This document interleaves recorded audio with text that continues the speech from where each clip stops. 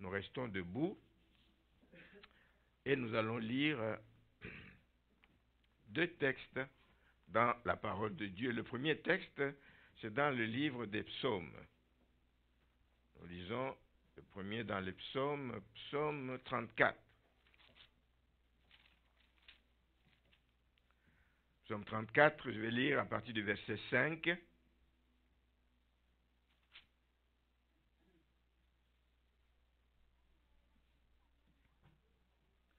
J'ai cherché l'Éternel et il m'a répondu. Il m'a délivré de toutes mes frayeurs. Quand on tourne vers lui les regards, on est rayonnant de joie et le visage ne se couvre pas de honte. Quand un malheureux crie, l'Éternel entend et il le sauve de toutes ses détresses. L'ange de l'Éternel campe autour de ceux qui le craignent et il les arrache au danger. Sentez et voyez combien l'Éternel est bon. Heureux l'homme qui cherche en lui son refuge. Amen. Nous lisons l'autre texte dans le livre des Actes des Apôtres, au chapitre 1er. Et je vais lire les versets 9. Je vais aller jusqu'à 14. Je vais m'arrêter à 14. Après avoir dit cela, ça c'est Jésus, il fut élevé pendant qu'il le regardait, pendant que ses disciples le regardaient, et une nuée le déroba à leurs yeux. Et comme ils avaient les regards fixés vers le ciel, pendant qu'ils s'en allaient, voici deux hommes vêtus de blanc leur apparurent et dirent, « Hommes galiléens, pourquoi vous arrêtez-vous à regarder au ciel? Ce Jésus qui a été enlevé au ciel du milieu de vous viendra de la même manière que vous l'avez vu allant au ciel. » Alors ils retournèrent à Jérusalem de la montagne appelée des Oliviers, qui est près de Jérusalem, à la distance d'un chemin de sabbat. Quand ils furent arrivés, ils montèrent dans la chambre haute, où ils se tenaient d'ordinaire. Quand ils furent arrivés, ils montèrent où? Dans la chambre haute, où ils se tenaient d'ordinaire. C'était Pierre, Jean, Jacques, André, Philippe, Thomas, Barthélemy, Matthieu, Jacques, fils d'Alphée, Simon le Zélote, et Jude, fils de Jacques. Il en manquait un, Judas. Mais tous, d'un commun accord, persévéraient dans la prière avec les femmes et Marie, mère de Jésus, et avec les frères de Jésus. En ce jour-là, Pierre se leva au milieu des frères. Le nombre de personnes réunies était d'environ 120. Amen. Je vais m'arrêter là. Vous pouvez vous asseoir.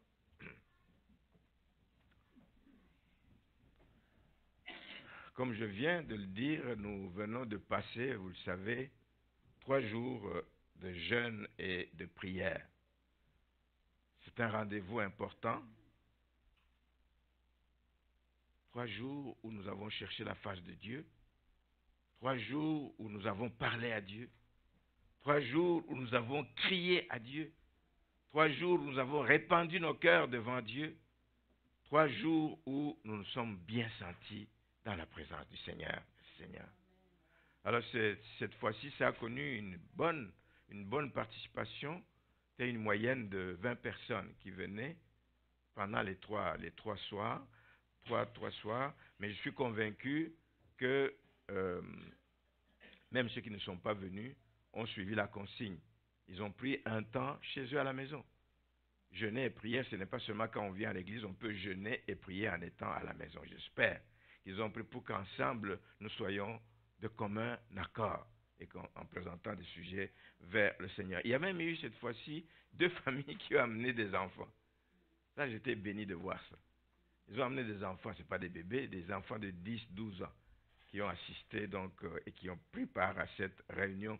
Et je leur disais ce soir-là, je dis, vous ne savez pas ce que le Seigneur peut faire dans la vie de ces enfants. Peut-être que vous croyez qu'ils viennent perdre leur temps ici, pas du tout. Il y a des choses que le Seigneur dépose dans le cœur des enfants. Ça peut être juste suite à une parole qu'il a entendue. Ça peut être juste suite à une prière qui a été élevée. Mais il y a des choses que le Seigneur dépose dans la vie et qui changent à jamais la vie des enfants. Il y a un serviteur de Dieu que je connais à Québec. Sa mère travaillait dans l'entretien du bâtiment. Elle venait une fois par semaine pour nettoyer le temple. Alors, il n'avait personne à qui laisser son enfant. Il venait avec son enfant.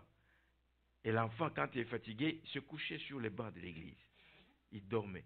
Et c'est là qu'il a été visité par le Seigneur. Et le Seigneur lui a parlé. Et cet homme est devenu un serviteur de Dieu jusqu'à aujourd'hui. Tout peut partir d'un contact que l'enfant a eu quand on l'amène dans la maison de Dieu. C'est une bonne place d'amener les enfants à l'église. Amen. Merci Seigneur. Merci pour tous ces enfants que le Seigneur nous donne. Nous voulons donc encourager les gens à prendre part à de telles activités. Vous pouvez ne pas venir à l'église, frères et sœurs.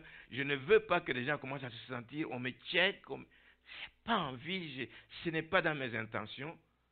Oui, j'aimerais que toute l'église vienne, mais il y a des impératifs qui font que les gens ne peuvent pas toujours venir. Mais nous encourageons à prendre part, parce qu'il y a des bénéfices. Il y a des bénéfices certains quand on recourt à l'Éternel, quand on passe du temps dans la présence du Seigneur. Dans ce que nous venons de lire dans le psaume 34, il y a 3 attitudes que j'ai soulignées de David. 3 attitudes qui lui ont fait beaucoup de bien. C'est une prière de louange, mais ça lui a fait beaucoup de bien parce qu'il dit « J'ai cherché l'Éternel ». Il a cherché l'Éternel. De toute sa force, de toute son... Il l'a cherché par rapport à une situation difficile qu'il vivait et Dieu lui a répondu. Quand on cherche l'Éternel, il n'est pas loin, il répond. Il répond à nos prières. Merci Seigneur. Il a dit, j'ai tourné mes regards vers lui et il m'a délivré de toutes mes frayeurs.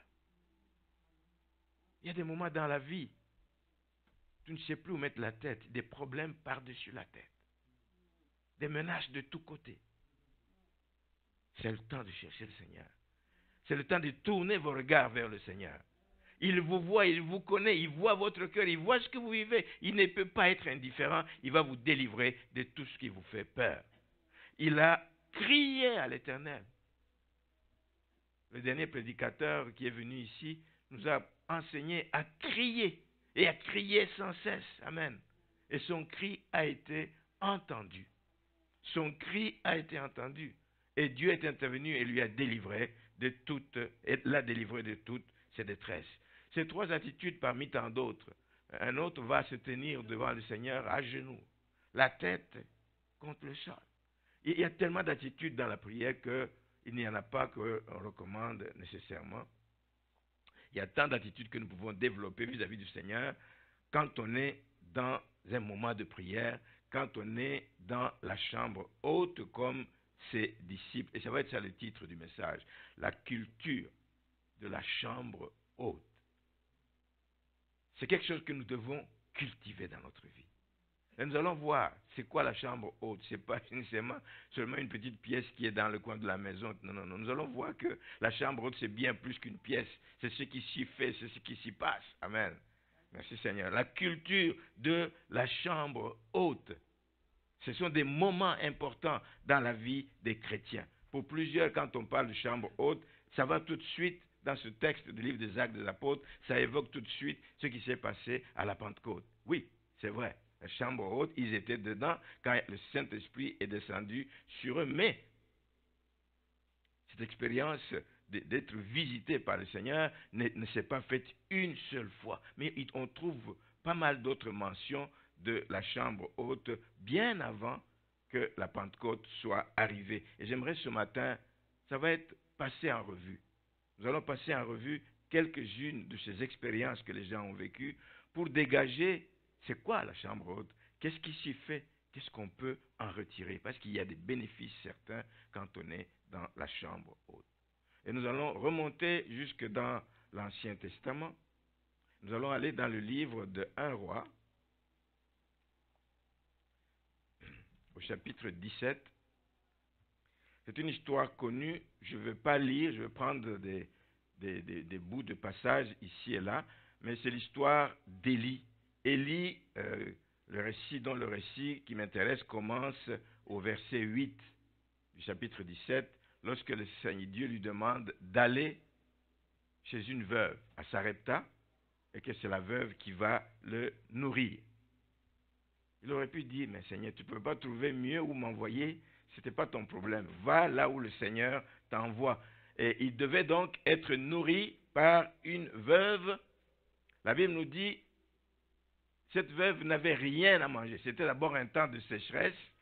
La veuve n'avait rien à manger. Quand Élie lui demande à boire, on lui donne à boire, et il lui demande à manger, fais-moi un gâteau. La dame dit, il ne me reste plus rien, il me reste juste une poignée de farine. Juste une poignée de farine et un pot d'huile. Je vais faire à manger pour moi et pour mon fils. Après quoi, on meurt parce qu'on n'aura plus rien à manger. C'est un temps de sécheresse. C'est notre dernière provision. C'est notre dernière provision. Élie insiste, il dit non, fais-moi à manger, fais-moi d'abord le gâteau, et puis ensuite tu feras pour toi, parce qu'il ne manquera pas de farine. Ça, c'est un homme de foi. Lui, c'était un homme de foi. On sait ce qu'il a fait auparavant. Élie, on sait que d'autres choses, de grandes choses qu'il a accomplies durant ce ministère. Il demande à la veuve, il dit non, non, non, sers-moi en priorité, tu vas voir que tu ne manqueras jamais dans ta maison de quoi boire et de quoi manger. J'ai raccourci l'histoire pour montrer que ce miracle se produisit. Parce qu'il n'a pas manqué de farine. Chaque fois qu'il allait dans le pot, il y avait encore de la farine. Chaque fois qu'il allait dans le pot, il y avait encore de l'huile. Chaque fois, il y avait encore des provisions. Élie était un grand homme de foi. Et il l'a prouvé en plusieurs circonstances. Mais, et c'est ici que les choses se corsent, alors qu'il est accueilli dans la maison de cette veuve, alors qu'il passe du temps, un incident malheureux arrive. Cette femme avait un enfant, son fils unique, il tombait malade. Et il est mort. Quelle responsabilité. On va aller au verset 19.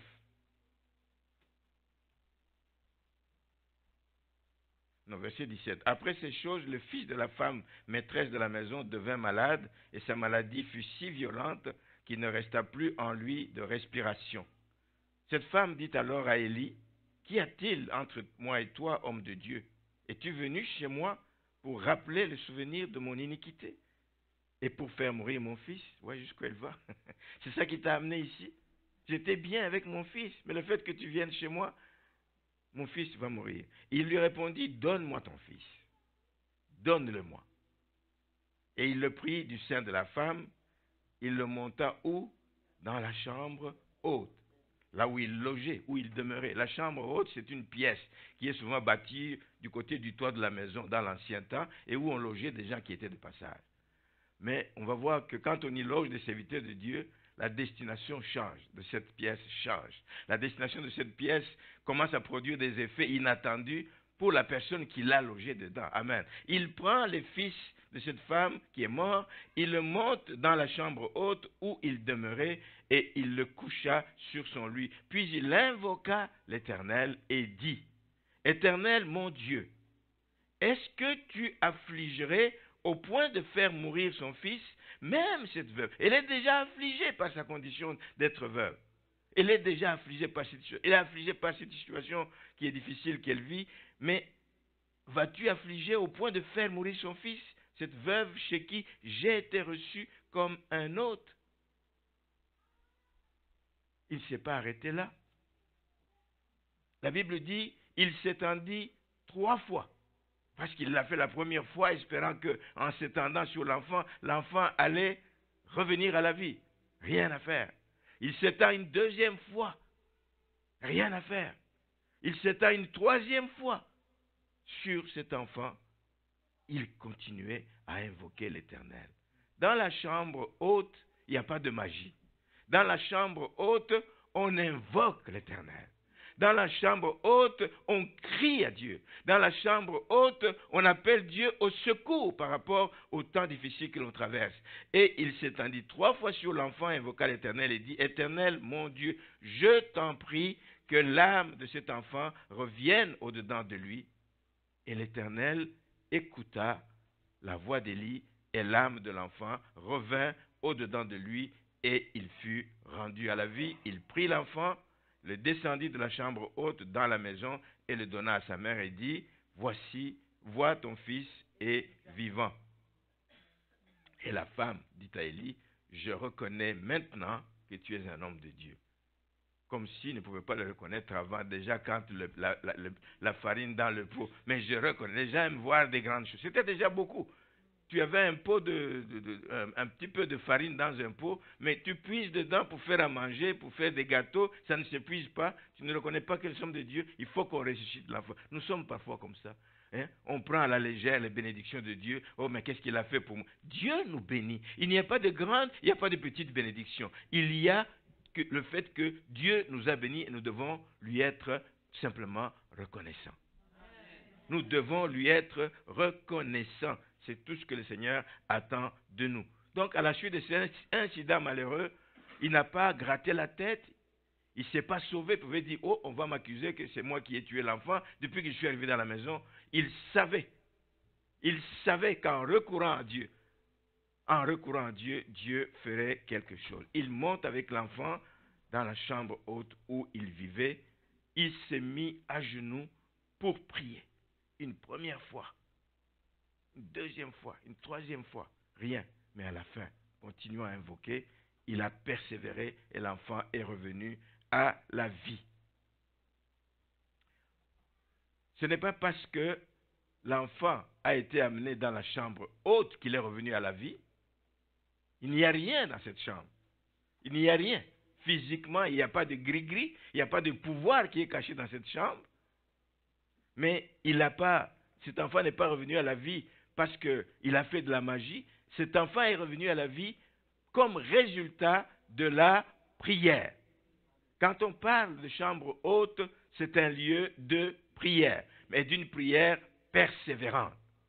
Moi, je dis mercredi, jeudi, vendredi, nous étions dans la chambre haute. Nous étions dans la chambre haute. Et nous avons crié à Dieu, et nous avons présenté des sujets à Dieu, et Dieu est certainement à l'œuvre dans la vie des enfants. Il a persévéré dans la prière. On ne va pas 2 minutes dans la chambre haute, on dit, j'ai déjà mis mes pieds, comme c'est un lieu où Dieu m'a déjà exaucé dans le passé, je ressors, je vais avoir la solution. Dans la chambre haute, on persévère, on persévère, on persévère. Et vous allez voir que la chambre haute, ce n'est pas seulement un petit local, là, mais c'est toute attitude que nous prenons, n'importe où nous arrivons, nous pouvons donc faire de cet endroit la chambre haute parce que nous appelons Dieu au secours. Donc, comment il s'appelle? Élie a persévéré, comme d'ailleurs il va persévérer si vous lisez dans la suite du chapitre,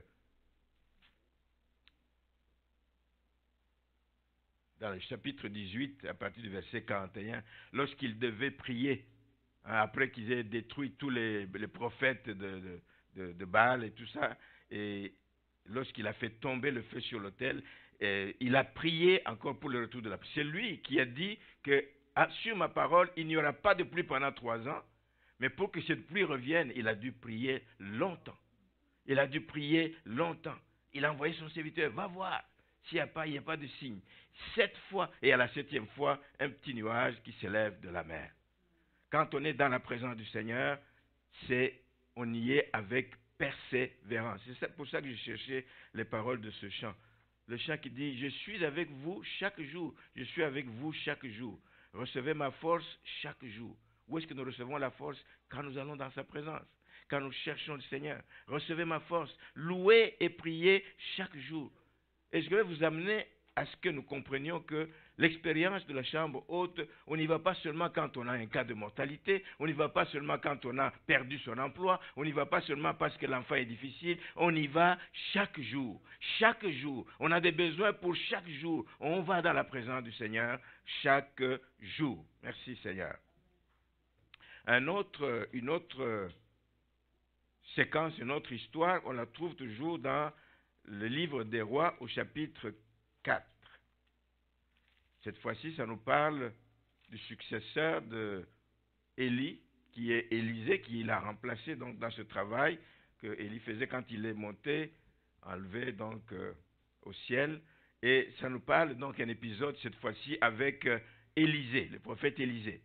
Là aussi, ça commence au verset 8. l'histoire qui m'intéresse commence au verset 8. Un jour, Élisée passait par Sunem. Il y avait là une femme de distinction qui le pressa d'accepter à manger. Et toutes les fois qu'il passait, il se rendait chez elle pour manger. Alors elle dit à son mari, voici, je sais que cet homme qui passe toujours chez nous est un saint homme de Dieu. Nous allons nous poser la question tout à l'heure, comment il sait que c'est un saint homme de Dieu?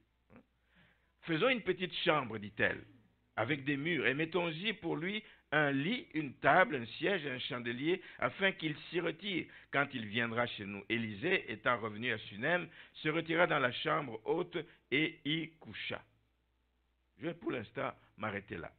Cette femme de distinction, donc, reconnaît que Élisée est un homme de Dieu. Il n'a pas de doute. Il a observé, il a sûrement entendu parler, il a eu des échos de tout ce qu'Élisée a fait comme miracle. Il entre dans le ministère et tout de suite, puisqu'il y avait une double onction qui était sur lui, il a eu des échos de ce qu'Élisée faisait. Il dit, ça c'est un homme de Dieu. Hein? Et donc, il avait aussi peut-être l'habitude de l'entendre. Parce que si vous lisez au verset 23, nous y reviendrons. Quand l'enfant de cette femme est mort, la femme voulait aller voir Élisée. Son mari lui demande pourquoi, au verset 23, pourquoi veux-tu aller aujourd'hui vers lui? Ce n'est ni nouvelle lune, ni sabbat. Donc, ça sous-entend ici que cette femme allait dans les réunions. Sûrement qu'elle a déjà entendu, elle a déjà vu Élisée à l'œuvre. Donc, il dit, c'est un homme de Dieu. Alors, elle l'invite à manger une fois, deux fois. En fin de compte, elle dit, mais cet homme, il est souvent chez nous.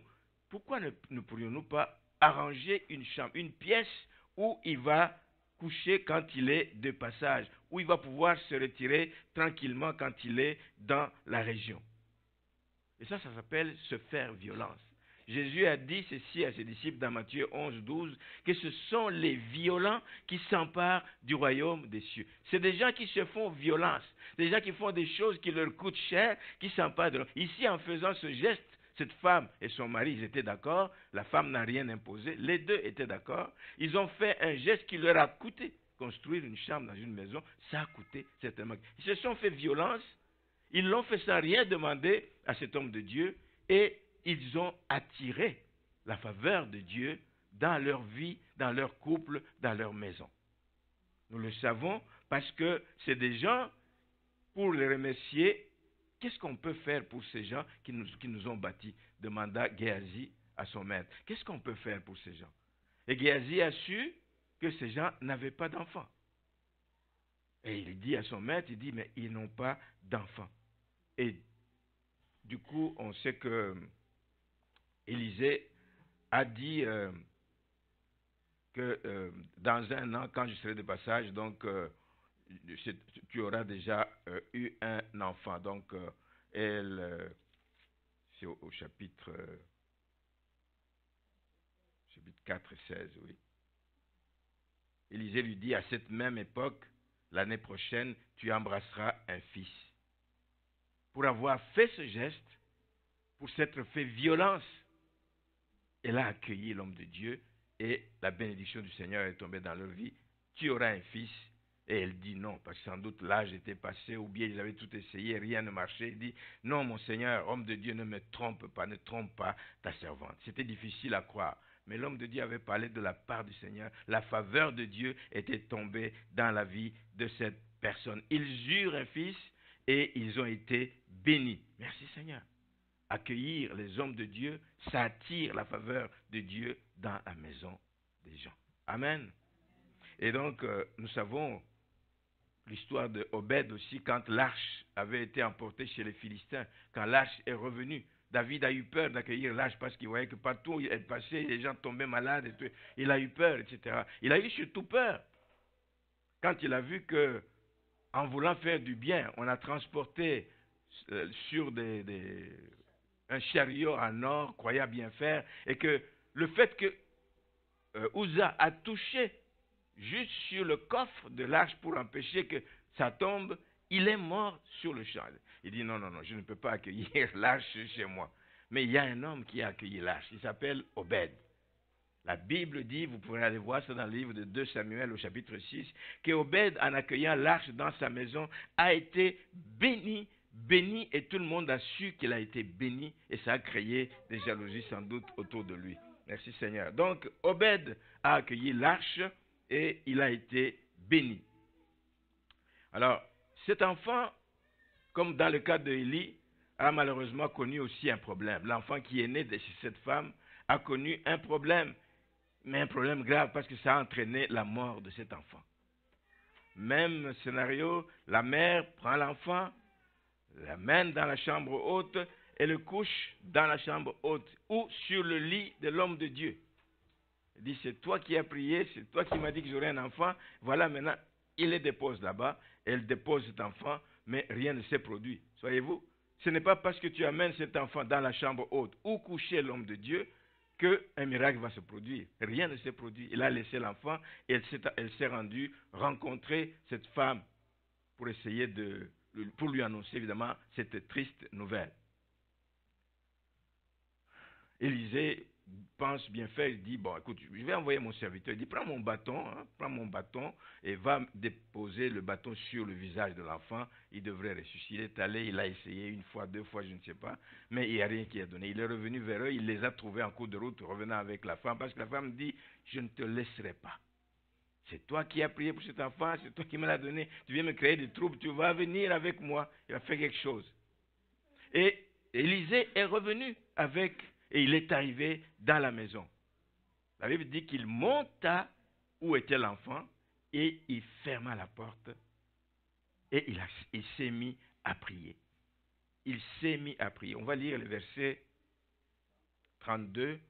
Je vais lire à partir de 32. Lorsqu'Élisée arriva dans la maison, voici l'enfant était mort. C'était vrai, on ne lui a pas raconté des choses. Couché sur son lit. Élisée entra et ferma la porte sur eux deux et il pria l'Éternel. Il monta, il se coucha sur l'enfant. Il espérait réchauffer le corps de l'enfant et qu'il reprenne vie. Il se coucha sur l'enfant, ça n'a rien donné. Il mit sa bouche sur sa bouche, ça n'a rien donné. Ses yeux sur ses yeux, ça n'a rien donné. Ses mains sur ses mains. Il s'étendit de nouveau sur lui. Et du coup, la chair de l'enfant se réchauffa. J'y vois encore ici la persévérance d'Élisée.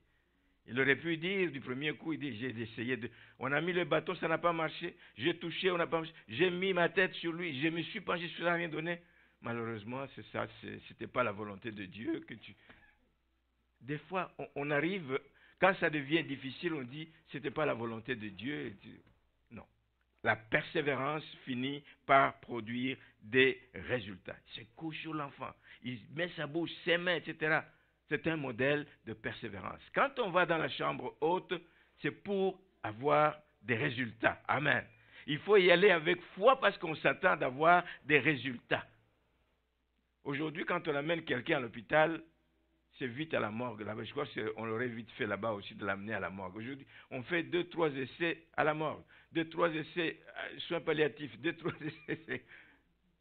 Mais comme enfants de Dieu, nous persévérons dans la prière. En nous attendant que oui, la volonté de Dieu soit faite. La volonté de Dieu n'est pas nécessairement que l'enfant va guérir, mais nous ne lâchons pas au moindre petit essai, à la moindre petite difficulté, mais nous persévérons, nous persévérons. La chambre haute, c'est le lieu de persévérance. Alors, il y a quelques leçons que je tire de ces deux passages. La première leçon, je l'ai dit, c'est quand on reçoit un serviteur de Dieu, on ouvre la porte à la présence de Dieu, on ouvre la porte à la grâce de Dieu. Il faut que ce soit véritablement un serviteur de Dieu. Amen. On ouvre la porte à la bénédiction dans sa vie parce que celui qui envoie ce serviteur, Jésus a dit ceci, on va le lire dans Matthieu au chapitre 10,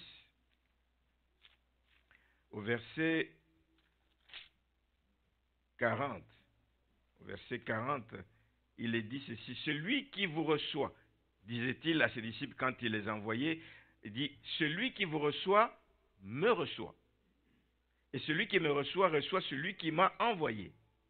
Celui qui reçoit un prophète en qualité de prophète recevra une récompense de prophète, et celui qui reçoit un juste en qualité de juste recevra une récompense de juste. L'hospitalité quand on fait de bon cœur, a des retombées. A des retombées. Et quiconque donnera seulement un verre d'eau froide à l'un de ses petits, parce qu'il est mon disciple, je vous le dis en vérité, il ne perdra point sa récompense. Dans ces deux cas, ils ont accueilli de bon cœur des serviteurs de Dieu dans leur maison, et il y a eu de belles retombées dans leur vie. La deuxième leçon que je tire ici, c'est que la chambre haute, comme local, n'a rien en lui-même. Ce local n'a rien à lui-même. C'est des murs comme des murs que nous avons ici. Il n'y a rien. Ça n'apporte rien, ce local. Il n'y a pas de magie qui s'y passe. La chambre haute devient chambre haute lorsqu'on la fréquente.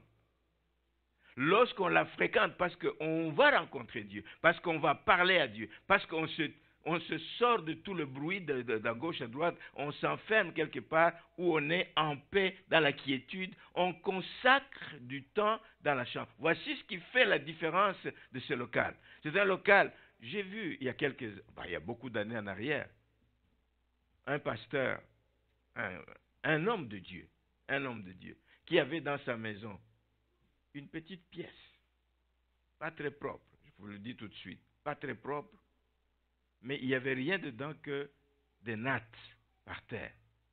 C'est là qu'il s'enferme des jours, des nuits, des semaines en prière.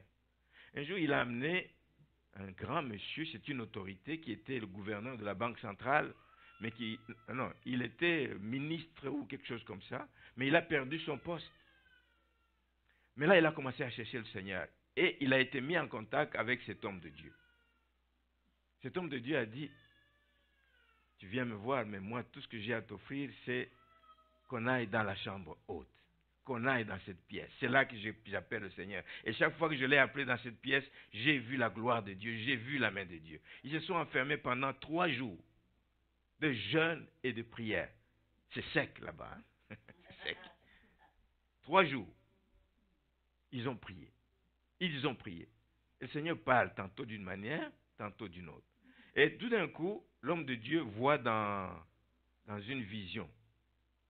Pendant qu'il priait, il voit une auto officielle avec un drapeau.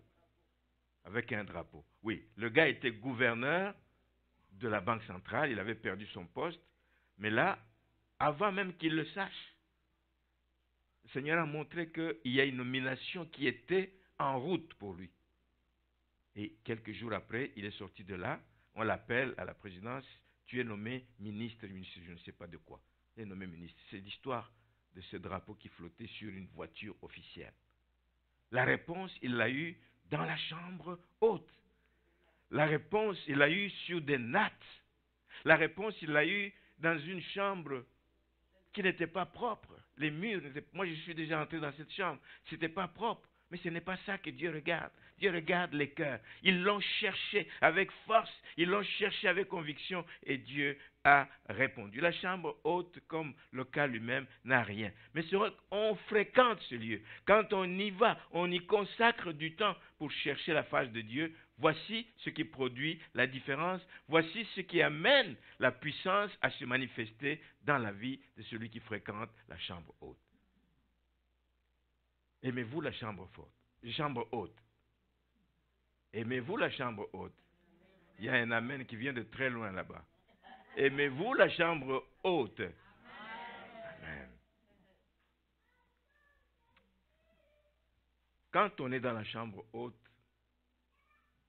c'est là qu'on retrouve la paix par rapport aux situations difficiles que l'on peut vivre. Quand on revient de la présence du Seigneur, la paix vient remplir nos cœurs troublés. Quand on revient de la chambre haute, on retrouve la joie, alors qu'on avait perdu la joie. On retrouve la joie. On est rayonnant de joie. Et les gens vont dire, mais qu'est-ce qui lui est arrivé? Il revient de la chambre haute, de la présence du Seigneur. C'est alors que la sécurité, frères et sœurs, nous est assurée. Lorsque les menaces nous viennent de partout, la sécurité, nous l'avons quand nous sortons de la chambre haute, dans la présence du Seigneur. C'est là, dans la chambre haute, que la vie prend place. Là où l'ennemi est en train de semer la mort, quand tu vas dans la chambre haute, c'est là que la vie revient. Alléluia. J'ai lu un texte Au début de la réunion, dans le livre des Actes des Apôtres, chapitre 1er, on va aussi aller voir là-bas qu'est-ce qui s'est passé pour les apôtres et même les autres disciples qui étaient dedans. Mais avant de revenir sur le livre des Actes, je vais parler de Daniel. C'est notre cas qui est important ici. Daniel nous donne aussi une autre illustration, évidemment, des bénéfices qu'il y a dans la prière. Donc, vous comprenez que chambre haute, quand on parle de chambre haute, on pense tout de suite à la prière. Il y a des bénéfices dans la chambre haute. Il y a des bénéfices dans la prière. Si nous allons dans le livre de Daniel, au chapitre 2, Daniel est en train de subir des menaces du roi Nebuchadnezzar à cette époque. Il dit qu'il va faire périr tous les gens de sa cour, tous les devins, les magiciens, les astrologues, qui lui dévoilaient des choses, etc. Il dit, mais j'ai fait un rêve et je veux que vous puissiez me donner l'explication de ce rêve. Mais je ne sais plus de quoi j'ai rêvé. Je me souviens que j'ai fait un rêve, mais je ne sais plus. Mais les autres disent, mais comment voulez-vous qu'on vous explique un rêve qu'on ne connaît pas? Il dit, mais ça c'est votre affaire. Vous devez le faire, parce que si vous ne le faites pas, ben, je vais tous vous jeter dans la fosse aux lions. Une grosse menace pesait sur eux s'ils n'arrivaient pas à donner l'explication d'un rêve que le roi avait fait. Au chapitre 2, le verset 17, il est dit ceci. Ensuite, Daniel alla dans sa maison. Et vous savez que dans sa maison, il avait sa chambre où il priait 3 fois par jour. Il avait une place de prière, une place privilégiée de prière, où il priait toujours en direction de Jérusalem. Il dit, il alla dans sa maison et il instruisit de cette affaire Anania, Michaël et Azaria, ses compagnons, les engageant à implorer la miséricorde de Dieu des cieux, afin qu'on ne fasse pas périr Daniel et ses compagnons avec le reste des sages de Babylone. Quand il est allé dans la prière, Dieu a vu le cœur de Daniel et de ses compagnons, et le secret lui a été dévoilé. Le secret du rêve que le roi avait fait a été révélé à Daniel dans une vision pendant la nuit.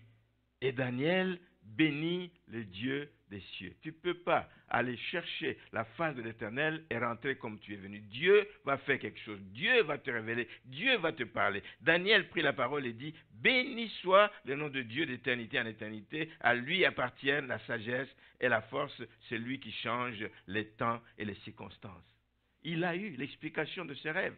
Et il est rentré vers le roi, en disant au verset 19 que le secret lui a été donc révélé dans une vision pendant la nuit. Et il l'expliqua au roi. Et le roi se rappela effectivement, oui, c'était ça le rêve que j'ai fait. Et le roi a complètement changé. Il a dit, il n'y a pas de Dieu semblable au Dieu de Daniel. L'impact n'a pas été seulement de sauver la vie de Daniel et des autres personnes. L'impact a été que ce roi reconnaisse de sa bouche qu'il n'y a pas d'autre Dieu que le Dieu de Daniel. Quand on va dans la chambre haute, quand on va dans la prière, on ressort de là avec des retombées certaines qui vont dépasser même le cadre de ce que tu es allé demander. Gloire à Dieu. Aimons la chambre haute, aimons la présence du Seigneur. Ça, c'est un esprit de prière que je souhaite que nous ayons. Mais nous aurons cet esprit de prière si et seulement si nous avons confiance en Dieu.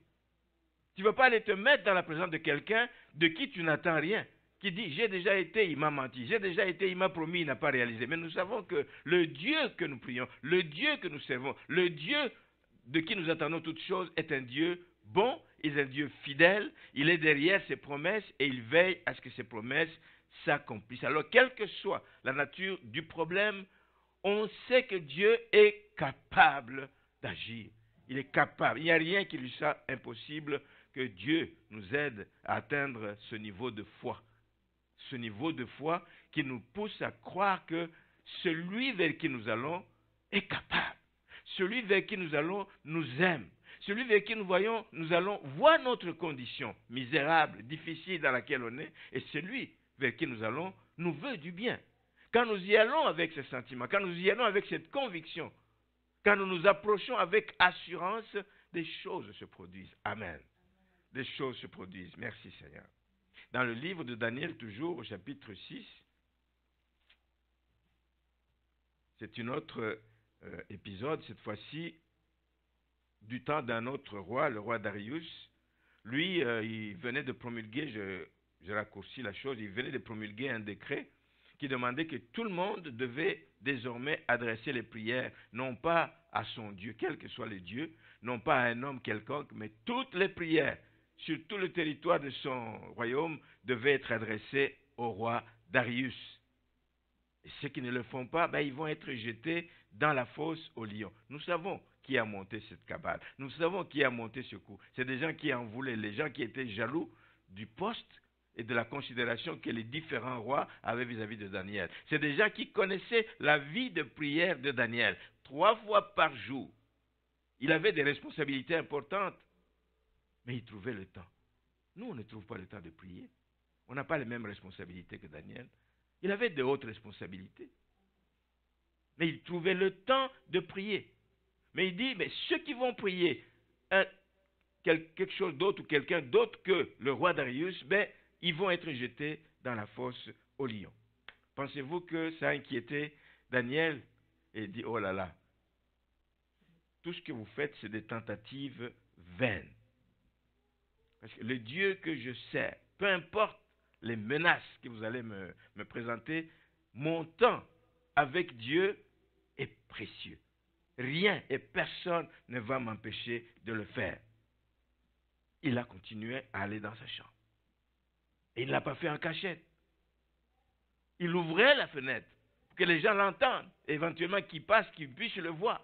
Il ouvrait la fenêtre pour que les gens sachent qu'il continue à prier. Il ne l'a pas fait pour narguer quelqu'un. Il l'a fait parce que c'est sa conviction profonde. Il l'avait parce qu'il savait qu'il vivait pour ce Dieu-là. C'est ce Dieu-là qui l'a élevé. C'est ce Dieu-là qui l'a gardé de toutes sortes d'autres combats qu'il a eu auparavant. Ce même Dieu ne l'abandonnera pas dans ces circonstances. Et si nous allons au verset 22. Donc le roi évidemment n'a pas bien passé la nuit. Il dit, il a senti que Daniel pouvait être victime des choses alors que c'est rien de méchant. On m'a entraîné dans quelque chose, mais il avait déjà signé le décret, il ne pouvait plus revenir en arrière. Alors il n'a pas passé bien la nuit, il se leva au point du jour, au verset 19, avec l'aurore, et il alla précipitamment à la fosse aux lions. Et quand il s'approche, il appelle Daniel d'une voix triste. Le roi prit la parole et dit à Daniel, Daniel, serviteur de Dieu vivant, ton Dieu que tu sers avec persévérance, malgré tous les combats, a-t-il pu te délivrer des lions? Et Daniel dit au roi, il n'a pas dit, tu croyais que je... Il dit non, roi, vis éternellement, vois par toi-même. Qu'est-ce qui s'est passé? Mais mon Dieu, celui que j'ai prié, celui que tu m'as empêché de prier, qui est pourtant le Dieu de toute éternité, a envoyé son ange et a fermé la gueule des lions qui ne m'ont fait aucun mal parce que j'ai été trouvé innocent devant lui et devant toi non plus, ô roi, je n'ai rien fait de mauvais. Dieu, frères et sœurs, honore la foi des croyants. Dieu honore la foi des croyants. Et ça vient confirmer que dans la vie des croyants sincères, des croyants vrais, des croyants qui comptent sur le Seigneur, des croyants qui savent qu'il est le seul vrai Dieu, dans la vie de ces gens-là, il n'y a rien de fâcheux qui va arriver sans l'autorisation divine. Tout ce qui va leur arriver, c'est parce que Dieu aura permis. Quand nous lisons dans le psaume 91, que vous connaissez bien,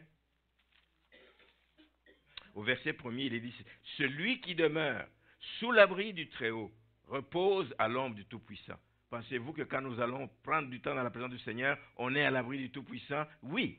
Pensez-vous que nous demeurons sous l'abri du Très-Haut? Oui. Je dis à l'Éternel, mon refuge et ma force, mon Dieu en qui je me confie, car c'est lui qui te délivre du filet de l'oiseleur. Amen.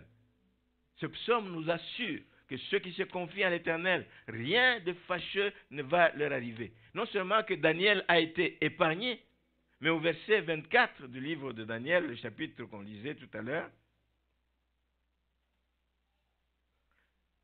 on dit ceci, que le roi ordonna que ces hommes qui avaient accusé Daniel soient amenés et jetés dans la fosse aux lions, eux, leurs enfants et leurs femmes.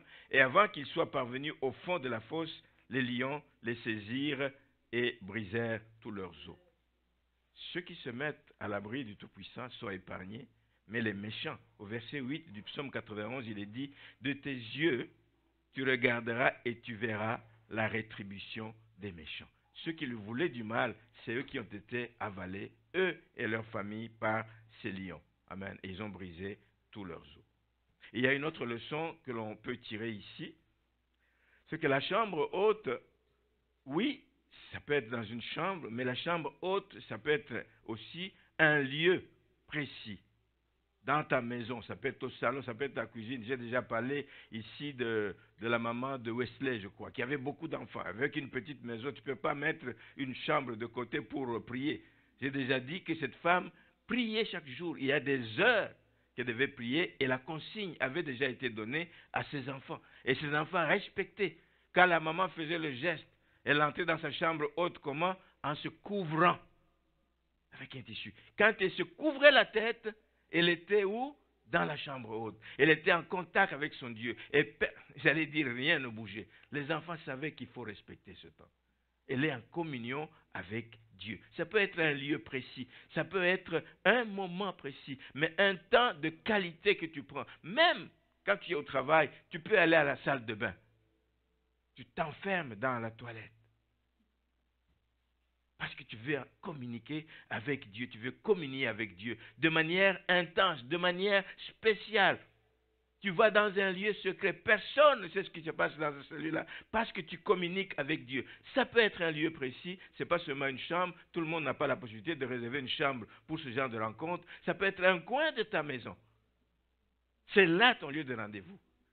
Quand ton mari sort, il revient, il te trouve toujours à la même place. Il dit, oh, je connais son heure. Il respecte, il passe. Si lui ne connaît pas le Seigneur. S'il connaît le Seigneur, il vient s'attabler avec vous et vous priez ensemble. Ça peut être un lieu précis où on a rendez-vous avec le Seigneur. Jésus a parlé, quand tu pries, retire-toi dans les lieux secrets, ferme la porte pour que tu ne sois pas distrait. Ça peut être, comme j'ai déjà dit, dans un garage. Elle a une nièce qui aime le Seigneur depuis sa tendre enfance.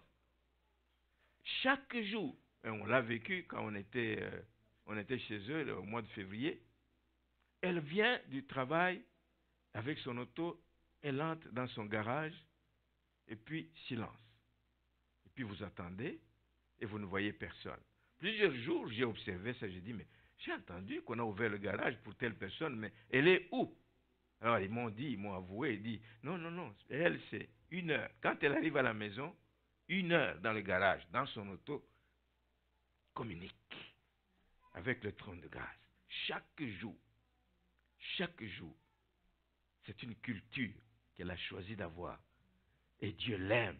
Et Dieu la bénit abondamment. Ça peut être dans le garage. Il y a des gens, ça peut être, ils se retirent sur des hautes montagnes. Loin de tout. Loin de tout. Tu te retires là pendant un temps et tu cherches la face de Dieu. Ça peut être un temps de qualité, comme j'ai dit, mais un moment intense que tu passes avec le Seigneur. La mère de Wesley l'avait, ce temps. Et il y a des gens qui ont aussi ça.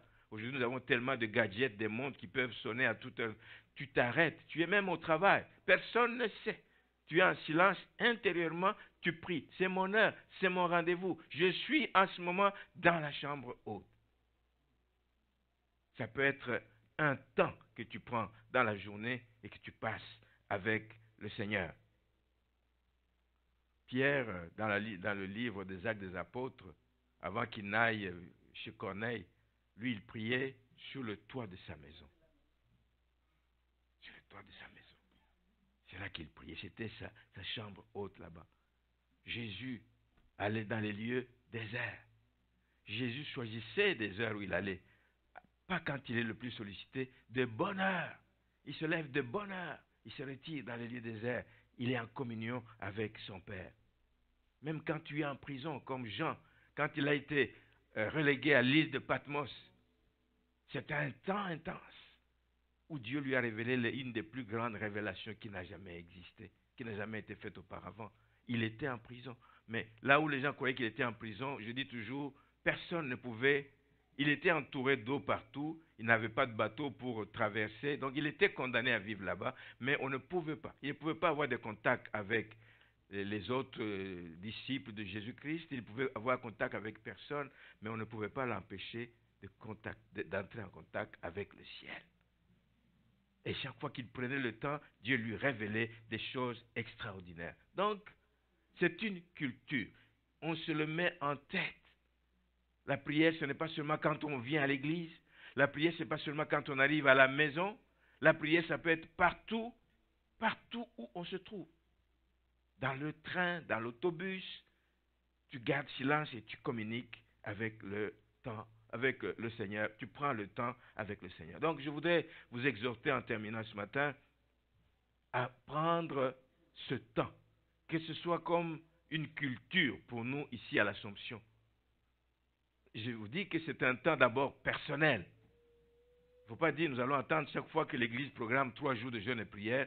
Ça, c'est bon pour l'Église, comme communauté, comme ensemble de frères et de sœurs. Nous avons aussi besoin de le faire ensemble. Mais individuellement, chacun doit prendre ce temps de prière. Il y a un homme qui a dit ceci, je termine avec cette pensée, il dit, tu ne peux pas espérer avoir de Dieu une réponse à $1000 pour avoir fait une prière à 10 cents. Bien dit, hein? Tu veux une réponse à $1000, mais tu dis, Seigneur, je suis seulement prêt à te donner une prière qui vaut 10 cents. Nous devons investir dans cette vie de prière, vous comprenez? Nous devons prendre du temps dans cette vie de prière. Il y a des chrétiens qui disent, mais pasteur, mais tu me demandes des choses, mais moi je ne sais pas comment prier, je ne sais pas. Je l'entends souvent. Frères et sœurs, ce n'est pas croyable. Prier, ce n'est pas une formule. Prier, c'est parler à Dieu. Tu sais parler à ton voisin, tu sais parler à ta femme, tu sais parler à ton mari, tu sais parler à tes enfants. Tu sais aussi parler à Dieu. Ce n'est pas question de multiplier des paroles vaines, dire il a prié longtemps. Ce n'est pas ça la prière. Ce n'est pas ça la prière. La prière, c'est communier avec Dieu. Dans tes propres mots, tu lui dis des choses. Tu lui rends des actions de grâce pour les bénédictions. Mais pour le faire, c'est que tu as pris le temps de voir tout ce qui est tombé dans ta vie.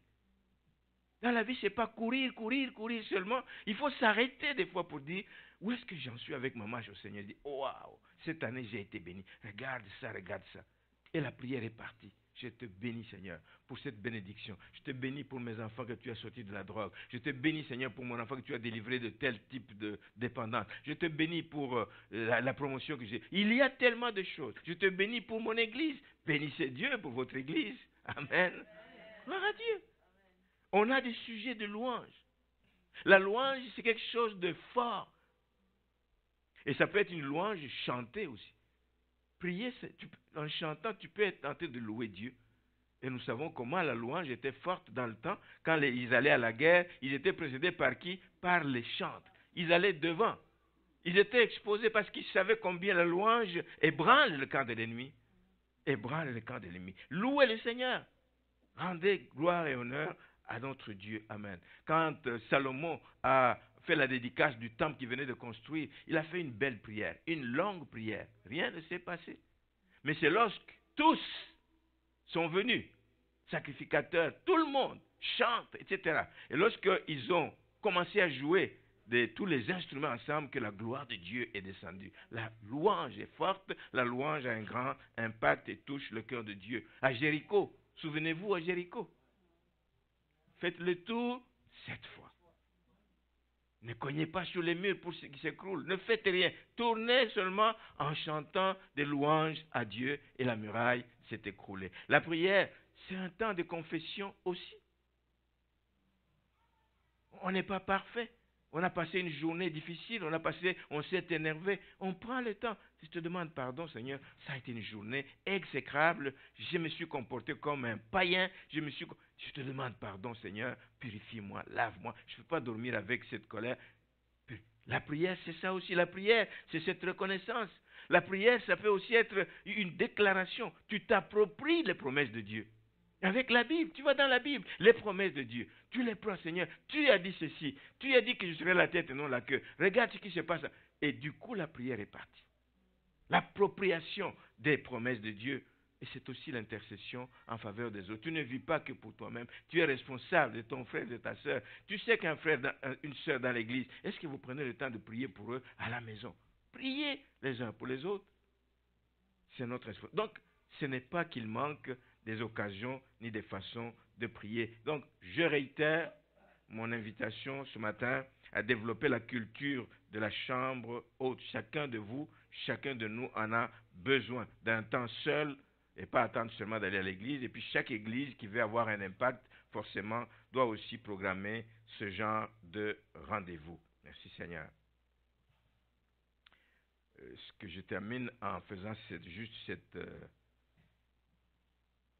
cet avertissement, c'est que quand on va dans la chambre haute, quand on prend le temps dans la chambre haute, on ne va pas là pour se cacher. On ne va pas faire croire à quelqu'un que moi j'ai pris mon temps. Non, non, vous vous trompez vous-même à ce moment-là. Vous vous trompez vous-même. Vous y allez parce que vous croyez, vous savez que vos responsabilités sont de chercher la face de Dieu et vous verrez la différence. Amen. Que ceci vous encourage et nous encourage tous comme Église à continuer.